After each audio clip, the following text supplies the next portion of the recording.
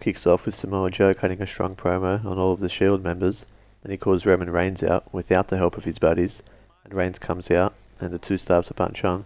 Sheamus and Cesaro run out but get knocked off the apron by Reigns, but then the distraction allowed Joe to get Roman into a coquina clutch, and Seth Rollins and Dean Ambrose ran out to try and help, but Reigns was already beaten down, so it was a 3-on-2 and they were left laid out.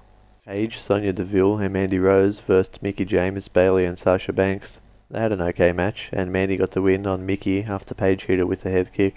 Matt Hardy and Bray Wyatt had a battling promo on the Titantron again. There was a lot of laughing in this one.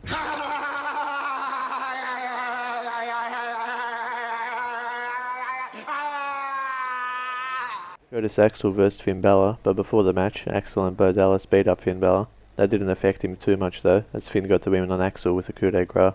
Seth Rollins and Sheamus had an alright match. Sheamus worked Seth's leg the whole time, but in the end Seth hit Sheamus with a spin-out knee for the win. Rich Swann got arrested and suspended, so he can't verse Drew Gulak to determine the number one contender for the Cruiserweight title, so we have another Fatal 4-Way this week to see who will verse Drew Gulak next week. Mustafa Ali, Cedric Alexander, Tony Nese and Arya Daivari win the match, and the match was good, and Cedric picked up the win with a lung blower on Daivari. There's a backstage thing that started last week with Nia Jax and Enzo Amore. It continued this week. They like each other or something. Cesaro versed Roman Reigns for the IC title, and sadly Roman retained by hitting a spear for the win. Asuka is set to have a match with Alicia Fox, but instead Absolution come out, and we see on the Titantron Alicia's arm hurts, and she's talking to a referee, so I guess she's hurt. Anyway, Absolution's around the ring. Paige said they gave her warnings and now she has to move out of the way, or they'll make her move out of the way.